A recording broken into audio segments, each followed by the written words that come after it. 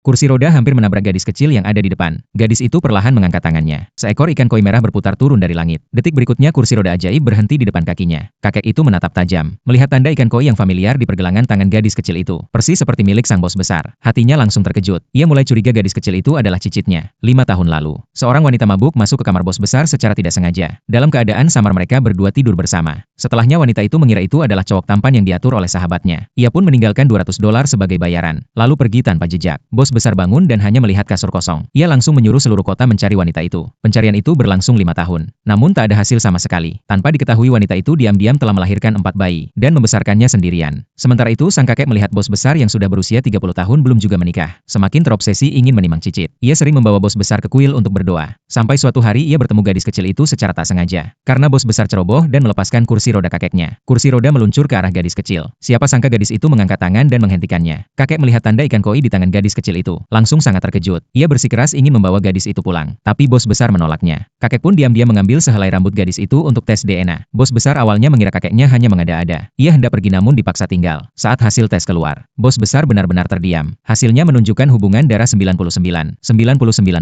Gadis kecil itu ternyata anak kandungnya. Kakek pun bersorak kegirangan. Bos besar langsung teringat kejadian 5 tahun lalu. Ia segera memerintahkan pengamanan taman untuk mencari gadis kecil dan ibunya. Saat itu wanita tersebut sedang jalan-jalan dengan gadis kecilnya. Melihat keramaian, ia hanya fokus pada pengumuman lowongan kerja dari grup besar dengan gaji ratusan juta. Tanpa ragu ia langsung mendaftar. Tak lama kemudian ia datang ke perusahaan untuk wawancara. Syarat wawancara adalah pelamar harus memiliki anak perempuan usia 5 tahun. Di antara semua pelamar, hanya wanita itu yang memenuhi syarat dan langsung diterima. Begitu masuk kantor, ia langsung terkejut. Ternyata bos besar adalah pria dari 5 tahun lalu. Untungnya bos besar tidak mengenalinya. Ia hanya berkata dengan dingin. Ia diterima bukan karena kemampuannya, tapi karena ia juga memiliki anak perempuan 5 tahun dan ingin bertukar pengalaman mengasuh anak. Bos besar lalu menggambarkan gadis kecil yang ia temui kemarin. Rok pink dan bando pink. Wanita itu langsung merasa jantungnya berdetak kencang. Karena itulah pakaian anaknya kemarin. Ia buru-buru mengeluarkan foto dari ponselnya dan hendak membandingkan. Namun pintu kantor tiba-tiba terbuka. Seorang wanita licik masuk dengan penuh amarah. Tanpa banyak bicara langsung menuduh wanita itu menggoda bos besar. Wanita itu mencoba menjelaskan tapi langsung didorong. Melihat itu bos besar tidak tahan lagi. Dengan dingin berkata bahwa ia tidak pernah mengakui pertunangan apapun. Lalu mengusir wanita licik itu dari kantor. Kemudian ia mengundang wanita dan gadis kecil itu ke acara perjamuan malam. Wanita itu langsung menyetujui. Malam itu saat mereka baru tiba di perjamuan, wanita licik langsung menyindir dengan tajam. Mengatakan semua tamu di sini adalah keluarga konglomerat. Orang rendahan seperti mereka tidak pantas hadir. Bahkan ingin mengusir mereka secara paksa. Wanita itu melawan. Namun tubuhnya ditahan kuat-kuat. Wanita licik bahkan ingin menyakiti gadis kecil itu. Tapi tidak ada yang tahu. Gadis kecil itu dilahirkan dengan keberuntungan ikan koi. Siapapun yang menyakitinya akan mengalami kesialan besar. Namun wanita licik tidak peduli. Ia tetap nekat menyerang gadis kecil itu. Namun saat tangannya hampir menyentuh, tiba-tiba terjadi gempa bumi di aula perjamuan.